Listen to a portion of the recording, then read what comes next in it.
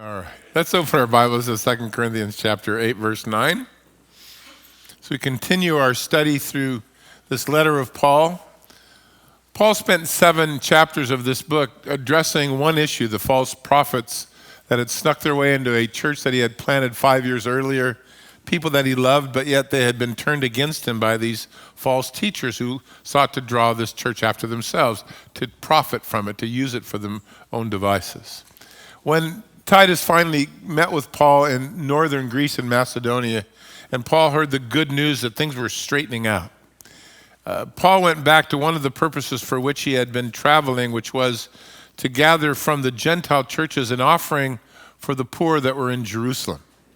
On Pentecost, when the church was born, 3,000 people came to the Lord on day one.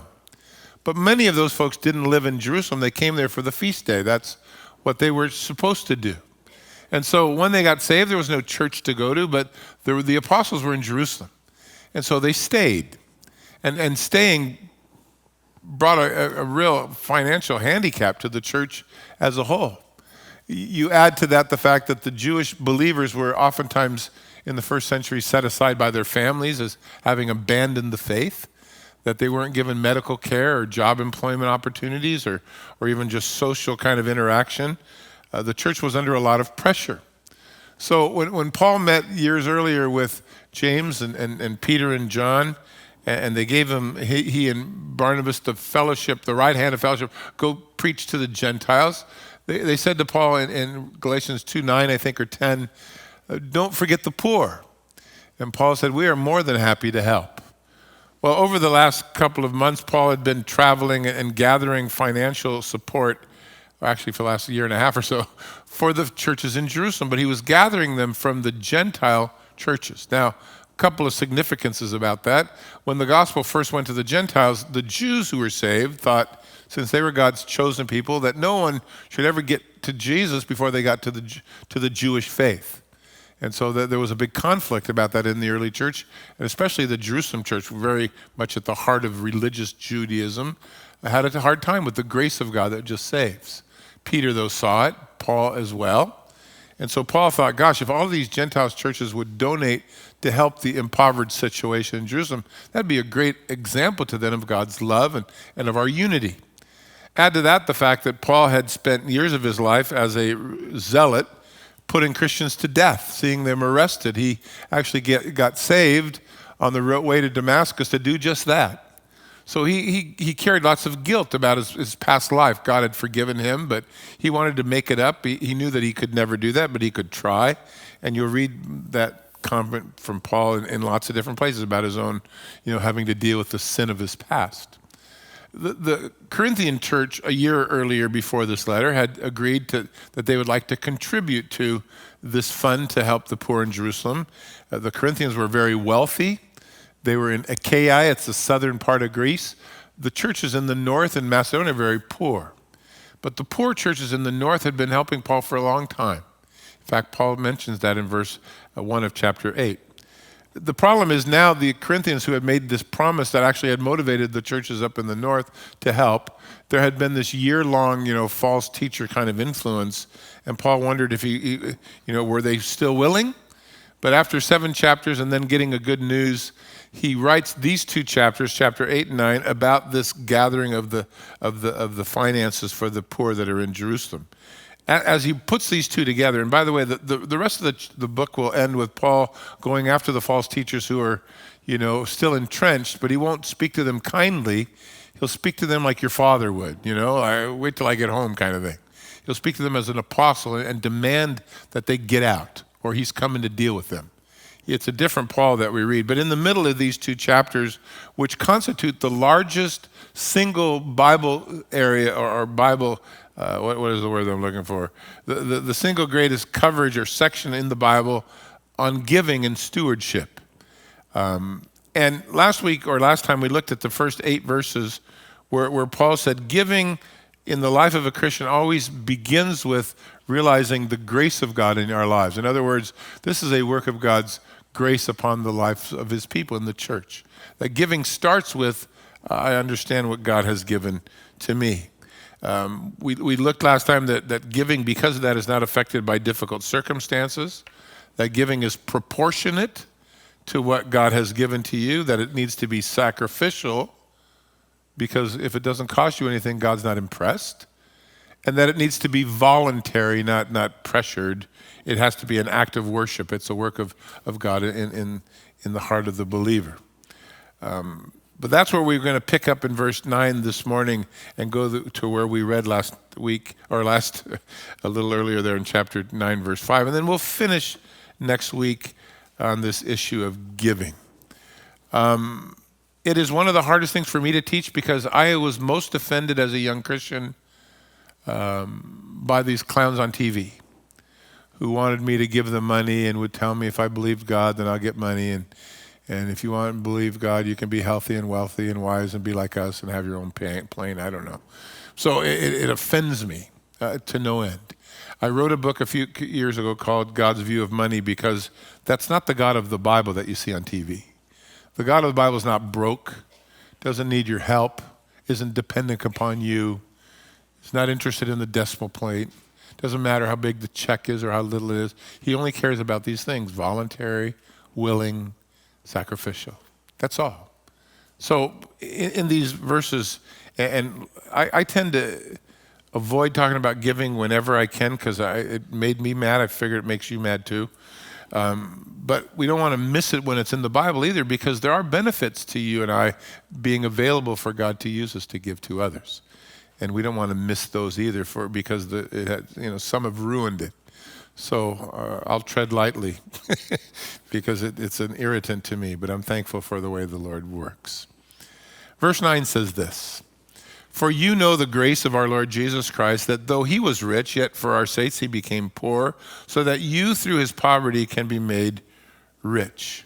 Now, this is given to us in the context of the first 8 verses, that it is the grace of God that causes us to be givers to begin with.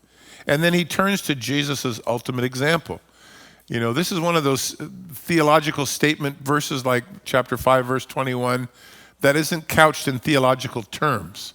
It's not hard to understand these 21 Greek words in this sentence. God sent his son Jesus, who left the glory of heaven to come to the earth so that we on the earth can find a path to him. He comes to provide the way. He becomes poor in the process, leaving the richness of who he is and what he has. We become rich, being delivered from the poverty that sin leaves us in and the judgment that we're to face. He says in verse 1 to the Corinthians, you may not know about the grace of God that's been working up in the northern churches, but he says here in verse 9, but I know that you know the grace of Jesus. In other words, you've experienced God's goodness to you, his ultimate sacrifice of himself, his driven by love, ultimate work so that you and I could go to heaven. He was rich. How was he rich? Well, in every way. It's not just limited to finances or gain or physical holdings. The Lord is God. And as God, he doesn't need or want for anything. All of the riches in heaven and earth belong to him. But no doubt this is a statement of the eternal. When Jesus was born, he lived a pretty humble life. There's plenty of rich people in the Bible, but Jesus wasn't one of them, not in terms of physical wealth. When his parents brought him to the temple to dedicate him at 8 years old, they brought the smallest offering that you could legally bring according to the law, a couple of turtle doves. That's all they had. He was born in a borrowed stable. He fed a multitude of people with a borrowed lunch.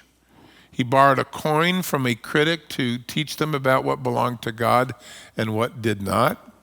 He borrowed a boat to preach to the crowds that were gathered along the lake shore. He rode into town on a borrowed donkey. He had dinner in a borrowed room. He died on another man's cross and was buried in another man's tomb. He borrowed a lot of things, didn't he? But he came to give life. At the end of a very long day in John chapter 7 and 8, where he had, been hunted down by the religious opposition, In chapter 7, verse, I think it's 53, it says, they all went at the end of the day to their own houses, but Jesus went to the Mount of Olives. He had no place to go. So he became poor, but I don't think that's the poverty that this verse talks about. This is really a statement of God about the incarnation, that God came to be a man, born of a woman, as Paul said to the Galatians, made in the likeness of sinful flesh, as Paul said to the Romans, a descendant of David, so that we could draw a line through the Old Testament to see that this was always God's plan. He said to the Hebrews, he was made a little lower than the angels. He left heaven's glory to be here with us. Jesus said in John 17, he laid aside, Philippians 2, the free use of his divine prerogatives. Let me go over that. He was fully God, but he emptied himself, right? He laid those things aside and he came to this earth as a man. Didn't bring with him, if you will, the divinity in the sense that he would do his miracles as the Son of God. He would do these miracles as Jesus the man, depending upon the Holy Spirit who was poured out upon him without measure, because he's our example. So we can't bring our godhood with us. We can rely upon the Lord who's come to dwell within us. So Jesus, he didn't use the prerogatives that divinity would give him. He emptied himself, became of no reputation, and went all the way to the death on the cross. He did that for us. He existed eternally as God. He possessed all things, but he became poor. He took flesh. He suffered human weakness and the limitations. He was hungry and he was tired. He was tempted in all ways like we were, yet without sin. He became the example of the ultimate gift, isn't he? He gave all away so that we could have everything that he wanted us to have. On him was poured the sum total of every sin and every weakness found in man, in every man. In Matthew 18, when Jesus tells the parable of the unforgiving servant, he placed upon this servant, who really represents man, this incalculable debt. He said he owed 10,000 talents. 10,000 is the largest number in Greek. A talent is the heaviest weight. In other words, he was overwhelmed with his obligation for sin. Yet the Lord forgave him his debt. Unfortunately, he went out and found a guy that owed him next to nothing and beat him over the head until he paid him everything he owed him. And the Lord said, this is not going to work. You have an obligation if I've given you this kind of grace to extend that to others. And that's really Paul's, motivation in adding, this example of Jesus, the ultimate giver, his pattern of service here for us. He leaves heaven for earth. The rich become poor. So in his poverty, we become rich in salvation, rich in forgiveness, rich in eternity. In the context, though, it's Jesus' voluntary poverty that makes us, that are spiritually destitute, rich. That's Paul's point. He says in verse 10, let me give you some advice, Paul says to the church. It is to your advantage not only to do what you have been desiring to do for a year, but now also to complete the thing. You had a readiness to desire and a desire to do it. Now you should complete out of what you have. For if you have a willing mind, then it is acceptable with God according to what one has and not according to what he does not have. Paul goes on to say in this context of the giving to this church, there must be a willing mind first. And then if there is a willing heart, then it has to be followed with affirmative kind of actions. Because willing in the Bible, because giving in the Bible is willing and voluntary at every place you turn, you will never read Paul or anyone else demanding or commanding that somebody give. Paul says this to them, let me give you some advice. And he begins his advice by saying, there is a great advantage to you that you would give. Now, I went over it a couple of weeks ago when we started this topic, and I wanted to repeat it at least for a moment. God's promise to us, or his assurance to us as his people, is that if God provides for us enough to where we can help others, and he does, then we should. And if we will, there's no way we're going to lose in that transaction. In other words, God assures us that we can't outgive him. That if you're giving, then God will give to you. Right? That's an assurance to those who would be hesitant to maybe make themselves available to the Lord. Luke 6:38. Give and it will be given to you. Full measure, pressed down, shaken together, pouring out of the bosoms of men what God gives to you. Because with the same measure you measure out, it will be measured to you again. Paul will say in verse 6 of chapter 9, where we'll start next week, if you sow sparingly, you'll also reap sparingly. If you sow bountifully, you'll also reap bountifully. And although those are assurances from God to you, not to be hesitant to be a vessel through whom God can bless, it is never offered to us as an incentive. In other words, give to get, which is what the clowns on TV usually do.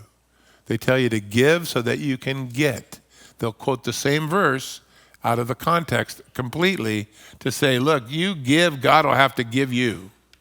In fact, you give what you don't have. Sow seeds of faith. Just go and hawk, send me the money. And the Lord will bless you. And then when the Lord doesn't, then they say this, well, if you had more faith, then you'd be blessed. It's just a big hustle from beginning to end. They obviously don't read their Bibles. Please turn that TV off when you hear that kind of stuff. It's irritating. But what the Lord is saying and what Paul is saying here is there's a great benefit in being a vessel through whom God can bless others. Because that would be God's intention. It would be an outgrowth of the grace of God and the work of your spirit, of the Spirit of God in your life. So he says, give voluntarily, be motivated by the love of God. Don't do so out of pressure. And I would say to you, any effort on anybody's part to raise funds that is pressure driven is illegal in God's eyes. It is unbiblical and it is ungodly. It shouldn't be outward coercion, it should be inward devotion that moves you. And if that can't happen, then you're really in the wrong place. Now, when the Lord through Malachi said to the children of Israel who are not in a good place in chapter 3, you've been robbing me, and they said, well, how have we done that? And he said, you've been keeping away your tithes and offerings. And then the Lord said, here's a place you can test me with. And it's really the only place in the Bible where the Lord said, put me to the test. Because he doesn't usually like that. But he said, I'll tell you what, bring your offerings into the storehouse so that there can be food in my house, and then test me with this and see if I won't open up the windows of heaven so much that you will receive a blessing you won't be able to hold or to gather. All of those are assurances from the Lord that you can't outgive him. It is never presented to anyone as a motivation. So Paul says this, it's to your advantage. And then second of all, he said that you finish what you started. A year ago, you said, we want to help and be a blessing to the poor in Jerusalem. Now let's do that. Now it's time to put up or shut up kind of thing, right? And I thought, so one of the most vexing issues to Christians, or for that matter, most people, is that we're really good at starting things, not always so good at finishing them. Like dieting. Or vowing. It's interesting. Every year we put out a reading guide for the Bible. So if you follow it in a year, you get through it. How many people will take and go, this year for real, I'm doing it. This year for real. He said, have you never done it? Well, I've been trying for 13 years. And they get to like Leviticus, they go, I'm doing it next year, right? There's something to be said for finishing it. The call I need to make, the class I need to take, the ministry I'm going to get involved in pretty soon. Moses stood at the Red Sea with a bunch of very afraid Jews who had left the land of Egypt, looking over their shoulder at the Egyptian army just pressing down upon them. And Moses began to pray. Exodus, and you'll read there that the Lord literally said to Moses, why are you praying now? This would be a good time to start moving. And I think that's what happens sometimes. We get stuck in praying when we ought to be moving. There's a time to pray, but there's also a time to act. And that's what Paul is saying to these guys. Give, and notice what he says in verse 12. You need a willing mind, and if you have a willing mind, then God doesn't care where the decimal point goes. He doesn't want something you don't have, and he's not really interested in how much you're giving, aside from if it qualifies under willful and sacrificial. Those two are the only two requirements. The only two, willful, and it has to cost you something. And he pointed that out, if you remember, in Mark 12 to the poor widow at the treasury that Jesus was watching. So God's not interested in what you don't have. That's not faith. That's foolish. Spending what you don't have is stupid. Everyone would tell you that in every context but these clowns on TV. Are you getting how I feel about the clowns on TV? These crooks, I can't wait for them to answer to the Lord. Ripping off the old people and ridiculous. In any event, Paul said, as long as your heart's willing, God's interested not in the amount, but in the sacrifice and the willingness. So as long as you're giving in that spirit, and Paul encouraged them, there's a great advantage to being a vessel that God can use. He goes on and he says in verse 13, I'm not trying to ease others and burden you. I just want an equality. For now, your abundance can help those with a lack. Later on, their abundance can help you, that there might be that equality. And then he said, as it is written, he who gathered much had nothing left over, and he who gathered little had no lack. One of the accusations that we gather from this letter is that at least some of the false teachers were saying, well, Paul's just collecting money for the Jews because he's a Jew. And Paul's, really wrong, but Paul said, look, I'm not trying to make it hard on you and make it easy on them. I'm not interested in making, the rich poor and the poor rich. That's Marxism. That's socialism. And there's a lot of that floating around today. But what he is saying is, look, there is a love in the body because of God's grace that would cause us to be concerned with brethren who are struggling, and that there would be a work of God's in our ability to help when we can. John was in his 90s when he wrote in 1 John 3, if you have this world's goods and yet you see your brother in need and you close your heart, how can that be the love of God in you? Paul wrote to Timothy in his first letter, make sure that you tell the rich in this life not to be haughty, and not to trust in their uncertain riches, but to trust in the living God who gives us richly all things to enjoy. And he says, you tell them to do good. You tell them to be rich in good works, to be ready to give, to be willing to share. So that was Paul's interest here. And when God blesses you and you're in a position to help, then don't think you're ever going to go broke helping and passing along what God's given to you. He'll take care of that. He'll always make you ready for every good work, is what it says at the end of chapter 9. We on Thanksgiving have for years gathered foods and turkeys and monies to feed what becomes thousands of people in our community. Every Tuesday morning here, we feed hundreds of families. We do so by the food that you bring and put in the box, or the money that comes in for the Helps Committee or the Helps Ministry. It is a glorious work, I think, just to be able to love the people and tell them about what Jesus has done. Our thrift store operates on that premise, right? We help people that are struggling. We hope that the prices are adequate so that we can continue to function and they can be blessed. And they hear about the Lord, but most of the stuff in the thrift store has come from you or from the community, and God has richly blessed. Paul's interested in the teamwork aspect. Interesting quote in verse 15. It is out of Exodus 16, which is the story of the manna. You probably have read that before, but when God began to rain manna down upon the people of God, the children of Israel, there in the wilderness every morning, he gave them some specific instructions. And one of them was, every morning go out and gather what you need for your family. That's it. Don't try to hoard it or get more. Just go every day. But on the sixth day, the day before the Sabbath, just gather for 2 days, and then you don't have to break the law of working on that day dedicated to the Lord.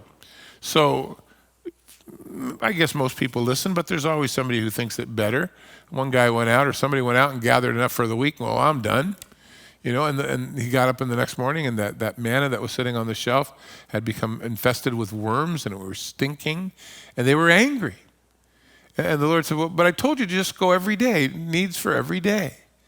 And they hadn't listened. Now, Paul picks that verse up in the midst of that here to literally say, look, if you've been given more than you need, you're in a position to bless others. So that even in the gathering of the manna, if the fellow who had great need, he had nothing left. The fellow who had only gathered little, he didn't lack, because there was always God's provision was enough. But you can't really store it anyway. It's going to end up rotting in your hands, and God won't be able to bless. So the only thing that God was interested in was your heart. How is your heart when you give? And are you given to get? If you're given to get, you should just go to dinner and buy for everyone, because at least you're getting dinner. There'll be no record of your giving in heaven if you're giving to get. But we should be willing as the Lord moves upon our heart. From verse 16 down through verse 24, Paul then says, and from a church standpoint, we should handle finances honorably or with great accountability. So he says in verse 16, thanks be to God who has put this same kind of earnest care for you in the heart of Titus, because he not only accepted our exhortation to go again with this letter, but being more diligent, he was willing to go on his own accord. And we have sent him with this other brother whose praises in all of the churches, in the gospel through all of the churches. And not only that, but who was also chosen by the churches to travel with us with this gift, because we are to administer it to the glory of God himself and to show your ready mind. And we want to avoid that anyone should blame us in this lavish gift, which is being ministered by us, so that we can provide honorably things, not only in God's sight, but also in man's sight. And so we're sending with him our brother, whom have often proved himself diligent, and even more diligent now. We have great confidence in him. And if anyone asks about Titus, well, he's my partner and fellow worker concerning you. If they ask about the brethren with him or inquire about them, they're ministers of the churches to the glory of Christ. So therefore, show to them and before the churches the proof of your love and our boasting on your behalf. So Paul said, look, we want to take care of these finances in a way that's honorable. I imagine this was quite a bit of money in those days with all of these churches participating. It didn't leave a big impression in Jerusalem, which is interesting, but Paul did drop it off there in the book of Acts. But he wanted to be sure that there was an accountability. So he says of Titus, the first time he went, you guys didn't treat him very well, and he wasn't very happy. But this last time that he went, and he came back now with news that things were getting better, he loved how he was treated. The Lord had done a work there. So now Titus said, I'll take the letter and I'll go get the offering ready for when you show up. And so Paul sends Titus with another guy and another guy, 3 of them total. 2 of them, we don't know who they are. Notice in verse, what verse would I be in? Verse 18, the brother that was known by everyone. He's not named here, but everyone seems to know him. There's another guy down below in verse 22 who also came along. So they had a committee of guys. We read in Acts that there were men from different churches that was going along as well. The purpose for Paul was let's be accountable. This is a lot of money. We don't just want to carry it around or put it in one person's hands. Let's see let's be responsible to one another so that people trust us. That's pretty wise, isn't it? Most of the Bible commentaries suggest that Luke was the fellow that everyone knew well. I would tell you if I thought there was even an inkling in the Bible that was true, but there's not. So go ahead and pick Luke. That's fine. I think maybe Bobby, but Bobby's not in the Bible either, so we have no idea. But notice verse 20, so lest they blame us. We want to just be above reproach, period. So we're sending a partner and a fellow workers and delegates of the churches, and we want to do that in such a way that we deliver what God has given to us honorably to his glory. Well, the last 5 verses, and you didn't think we'd get through it, and look at us go, have to do with financial planning or foresight, if you will. And Paul's word to them, and he said it to them before, was any giving that you do besides willful and sacrificial should be thought of ahead of time. Verse 1 says this, now concerning the ministry to the saints, it is superfluous, which means it's not needed for me to write to you. For I know your willingness, about which I've boasted to the northern churches in Macedonia, that you in Achaia were even ready a year ago, that your zeal actually stirred up the churches in the north, the majority. And I have sent the brethren, yet I have sent the brethren, these 3 guys, lest our boasting in you should be in vain in this respect, that you might be ready. Or if some Macedonians, those from the north, would come with me when Paul got there, and you would be unprepared, we, not to mention you, would be ashamed of this confident boasting. Therefore, I thought it necessary to exhort the brethren to have them go ahead of time so you could prepare your generous gift beforehand, which you've previously, by the way, promised, that it might be ready as a matter not of grudging obligation, but of generosity. So Paul's word to them is, if you make a decision, do it beforehand. In 1 Corinthians chapter 16, I think Paul said that as far as offerings were to go at the church, that the people who went to church to give should plan before they got there what they were going to give. In other words, it should be part of their budgeting, if you will, or plan. It should be clear and decided, which is, I think, a good thing for us to do. A lot of the church operates by, fundraisers, which is horrible because there's some people that are really good at it. There's guys that I've listened to, they could talk me out of my lunch. Oh, okay, I take it, I don't care. Because they're good at it, make me feel terrible. Other people are horrible at it. So we never let people come up here to preach or do music that want to take offerings. We just say it's not allowed here. We don't do that. You don't come to market our people. Well, you tell us what it'll cost us and we'll decide whether we want you or not. That'll be the way that it'll go. So Paul says the same thing here. He was worried that after a year, this church might just have, backed away from their commitment. And so Paul said, I sent him before I get there so they could prepare the way, because I don't want to be embarrassed. You were like the stimulus for the other churches before. Boy, it'd be horrible if you bailed out on us now. But he didn't know where they stood. So his point in verse 5 was, we want it to be generosity from your heart, willingly, not somehow we show up and all right, we promise, here, take it. Horrible, right? That's not what he wanted it to be like. So he sends the guys ahead of time so that it could be given in a way that would honor the Lord. I'll tell you a story just that happened to me 22 years ago. Seems like yesterday. I went back east to speak at a very large church, and I ended up speaking on Thursday, Friday, Saturday, and Sunday. Sunday night, when the last service ended, the pastor got up and said, well, let's ask Pastor, let's give him a big hand for being here, and you're embarrassed anyway, knock it off, right? And then he says this, so we'd like to take up an offering for him. You know how bad that makes you feel? So he's over there, I'm sitting over here, so I got up and I go, hey, Pastor, I don't want your money. So tell your people to just give it to the church or take their families to dinner. No. But it was the most embarrassing thing in my entire life. I wrote a book called God's View of Money just because, and by the way, I get no money for God's View of Money. It goes right to the church. I signed all of our books over to the church, so there's no conflict. I can hawk it with great proudness. Because I hated how God was misrepresented so often by these clowns on TV. Next week, we will finish this subject of giving, which is very uncomfortable to me. And then in 2 weeks, we'll get back to Paul yelling at the false teachers, which I'm all for. I think this will be great. God loves a cheerful giver. Make sure you're one of those. Father, how thankful we are this morning as we sit together that you certainly have promises and assurances to us that as your grace begins to work in our lives, which we discovered by the giving of your Son, of his life, of leaving his place of glory to come here and live amongst us and take our sin and provide a way home, that we also would learn to be givers, vessels through whom you could pass along your blessings, the stewardship of which we need to be answerable, have to answer for one of these days. We realize that, Lord, everything we have, if we were to die today, would stay here. We can't take it with us, but we know from your word that we can use our finances and our blessings here to send it ahead with fruit that would last, souls that would be touched.